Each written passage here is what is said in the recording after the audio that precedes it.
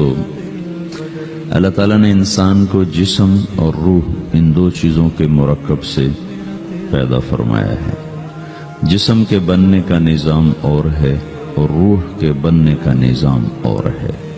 جسم کسی اور جگہ بنتا ہے اور روح کہیں اور سے آتی ہے۔ جسم زمین اور زمین کی غذاؤں کے مختلف مراحل پیش در پیش سے وقد خلقکم اطوارا، وہ مختلف شکلیں بدلتا بدلتا بدلتا ایک روپ میں ڈھلتا ہے، اور روح ایک لطیف اللہ کا امر ہے جس کا علم انسان کو نہیں دیا گیا۔ یسألونک عن الروح قل الروح من امر ربی وما اوتیتم من العلم الا قلیلا، کہ روح ایک اللہ کا امر ہے جس کے بارے میں تمہارے پاس کوئی علم نہیں ہے، لہذا اس کی تفصیل تم سمجھ نہیں سکتے ہو۔ روح آسمان سے آتی ہے، جسم زمین میں بنتا ہے، پھر 4 مہینے بعد اللہ اس کو آپس میں جوڑ دیتا ہے، زندگی متحرک ہو جاتی ہے۔ روح ہی کے ساتھ زندگی کی بقا رہتی ہے۔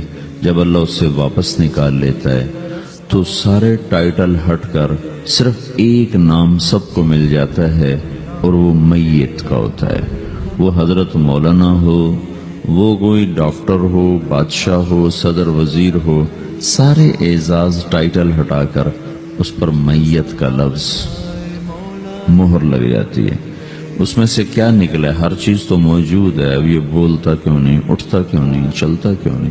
اس میں سے روح نکل گئی ہے۔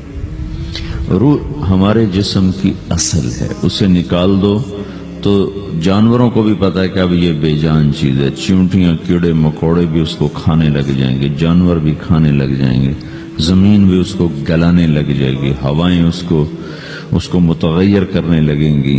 روح انسان کے اندر ایک چلتا ہوا زندگی کا کارواں ہے، اسے جب اللہ واپس بلاتا ہے تو اللہ یتوفی الانفس حین موتها والتی لم تمت فی منامها۔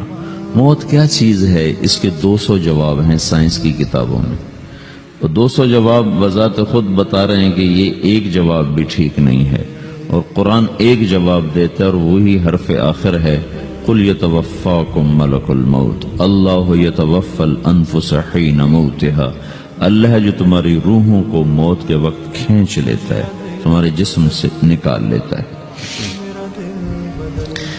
تو میرے بھائیو، موت کے وقت انسان 2 کیفیت میں ہوتا ہے۔ کچھ لوگوں کی روح ایسے نکل رہی ہوتی ہے کہ ان کے رگ رگ میں وہ پھنس رہی ہوتی ہے۔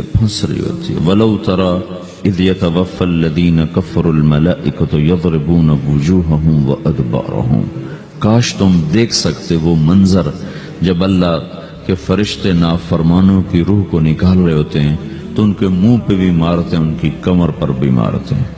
اور اخرجوا انفسکم اليوم، نکالو آج اپنے روحوں اور جانوں، اب تم بچ نہیں سکتے ہو۔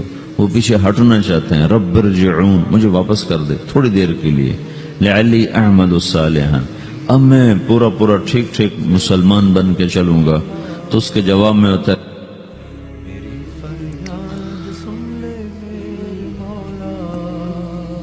اور حدیث پاک میں آتا ہے کہ ملک الموت اترتا ہے، اس کے ساتھ 4 فرشتے ہوتے ہیں، وہ 4 فرشتے آتے اس کی پٹائی شروع کر دیتے ہیں۔ ابھی پرسوں یہ حدیث میں نے پڑھی ابن ماجہ میں کہ ملک الموت کہتا ہے ایتها النفس الخبیثہ کانت فی الجسد الخبیث، اے خبیث روح جو خبیث جسم میں تھی، اخرج باہر آؤ۔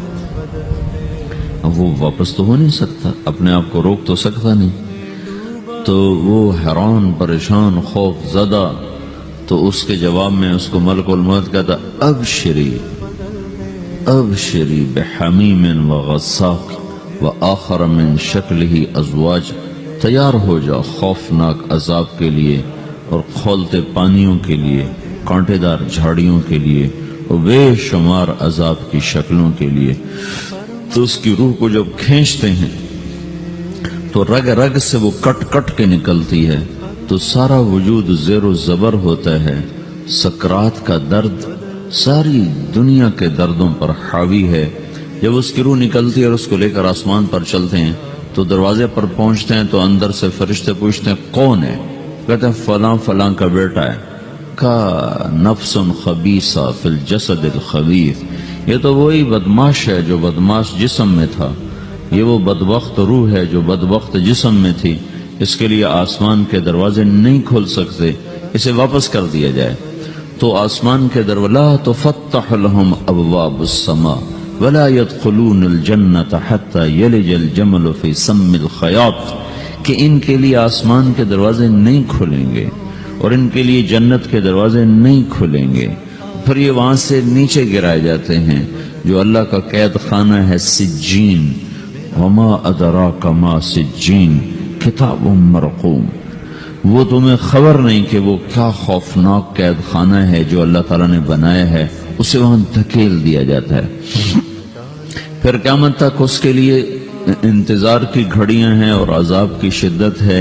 اور جب کوئی نیک آدمی اللہ تعالیٰ کے دربار میں جانے کا اس کا وقت آتا ہے تو اللہ تبارک و تعالیٰ فرماتے ہیں ان الذین قالوا ربنا اللہ ثم استقاموا تتنزل علیہم الملائکۃ الا تخافوا ولا تحزنوا وابشروا بالجنة التي كنتم توعدون نحن اولیاؤکم فی الحیاة الدنیا وفی الآخرة ولکم فیہا ما تشتہی انفسکم ولکم فیہا ما تدعون نزل من غفور الرحیم۔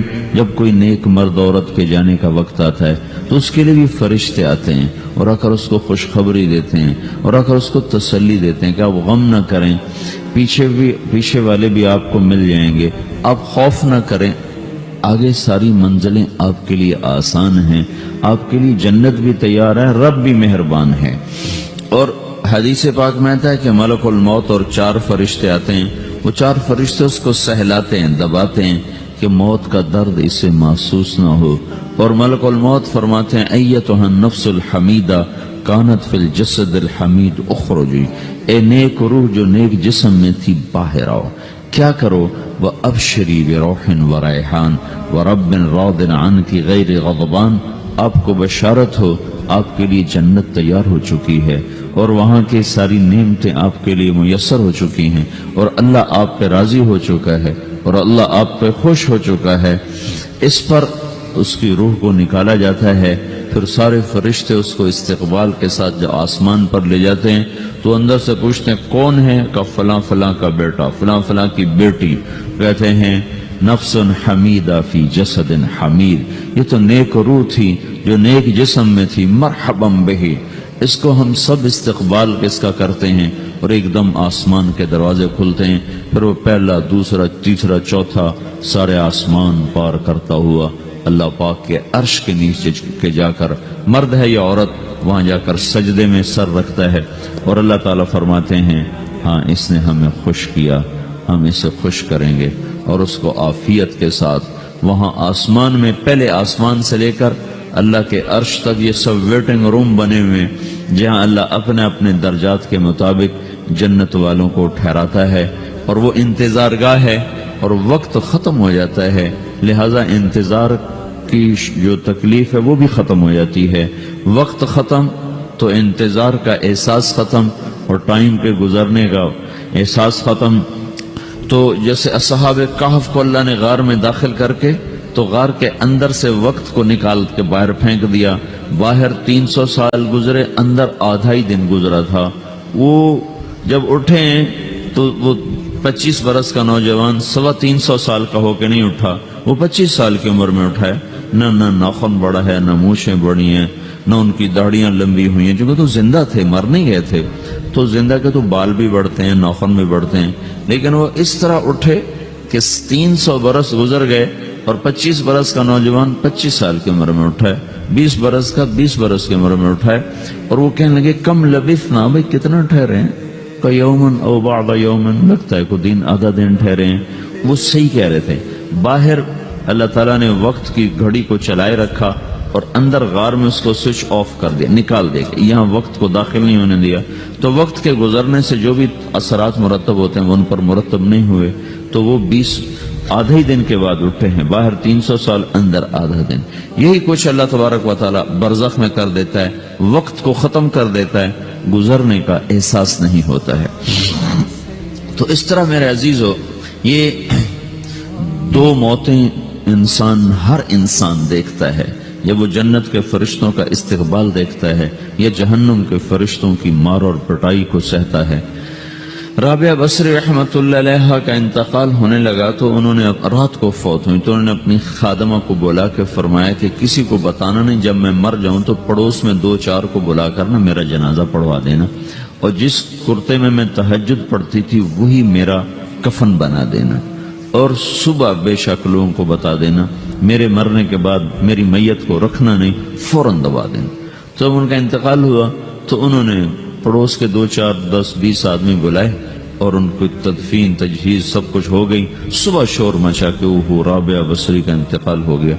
تو اگلے دن وہ خواب میں اس خادمہ کو ملی اور کہا بیٹی تیری بڑی مہربانی، تو نے میری وصیت کے مطابق عمل کیا. اس نے دیکھا کہ انہوں نے ایک خوبصورت سبز لباس پہنا ہوا ہے.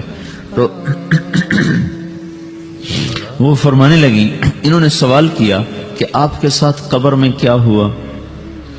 تو وہ کہنے لگی کہ میرے پاس منکر نکیر آئے تھے اور مجھ سے کہنے لگے من رب کی، تیرا رب کون ہے؟ تو میں نے کہا سبحان اللہ، 40 برس جس کو میں نہ بھولا سکی اس کو 4 ہاتھ زمین میں آ کے میں بھول جاؤں گی.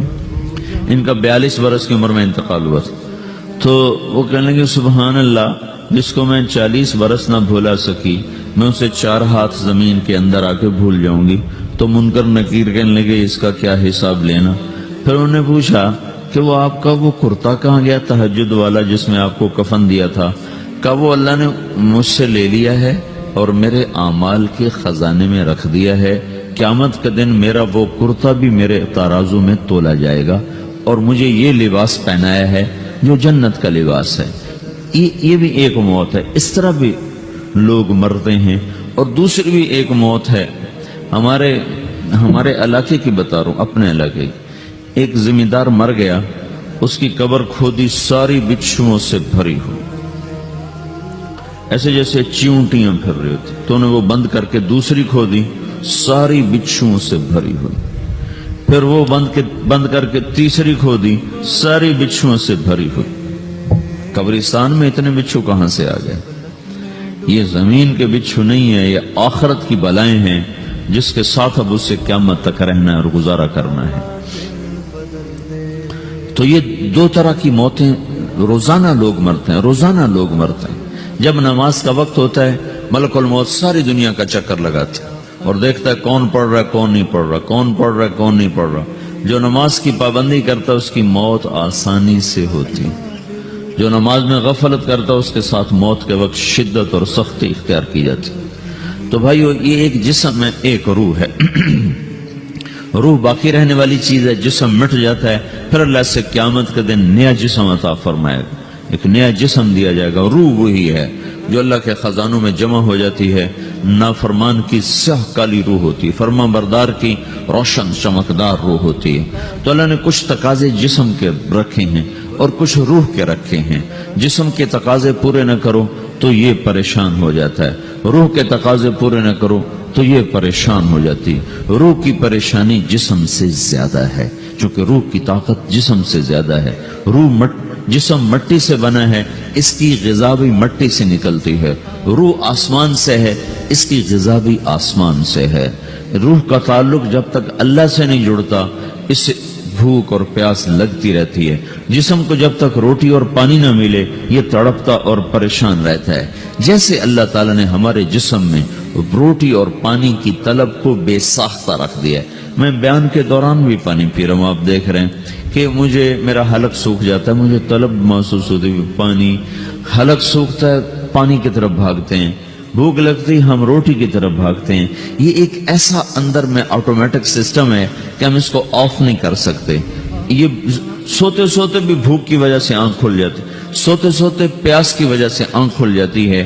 یہ ایسا خود اللہ تعالیٰ نے ساختہ نظام بنایا ہے کہ آپ اپنے جسم میں روٹی اور پانی کی طلب کو نہیں نکال سکتے. میرے عزیزو، ٹھیک اسی طرح اللہ نے انسانی روح میں اپنی طلب رکھ دی ہے. اور اپنے رسول کی طلب رکھ دی ہے۔ یہ دو طلب ایسی ہیں کہ یہ آپ کے جسم روح سے نکل نہیں سکتی۔ جیسے بھوکا روٹی نہ کھا لے، پیاسا پانی نہ پی لے، اسے چین نہیں آ سکتا، وہ روح جو اللہ اور اس کے رسول سے نہ آشنا ہے، جب تک وہ وہاں تک پہنچ نہیں جاتی اسے چین نہیں آ سکتا، اس کا اندر پریشان رہے گا۔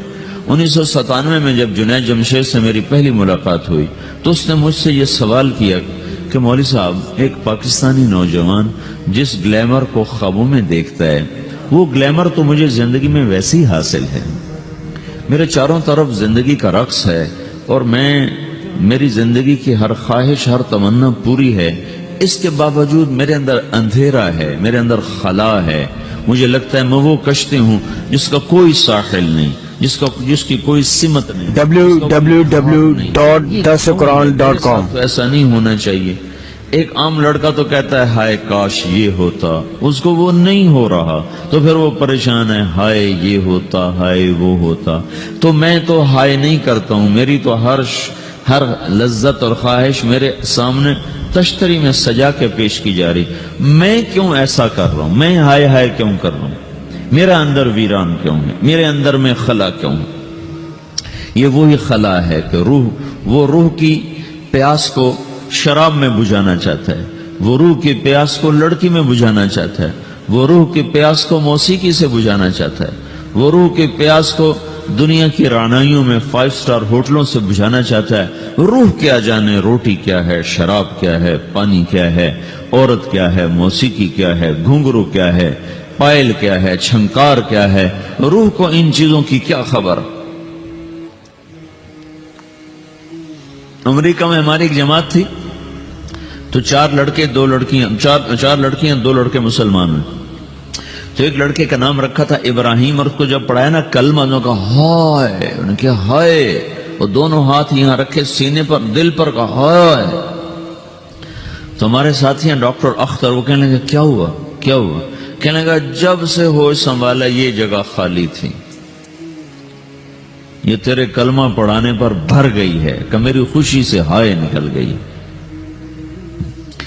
یہ جگہ خالی رہے گی، یہاں شراب نہیں پہنچ سکتی، یہاں نغمہ اور موسیقی نہیں پہنچ سکتی، یہاں تالے لگے ہوئے ہیں، یہاں تک کوئی آواز نہیں جا سکتی۔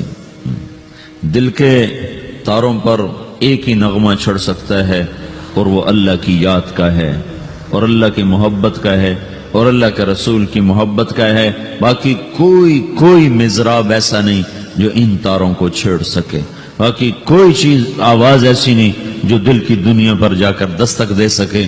یہاں بند دروازے ہیں، یہاں صرف اللہ پہنچے گا، اللہ کے رسول کا تعلق پہنچے گا، باقی کوئی چیز یہاں نہیں جا سکتی۔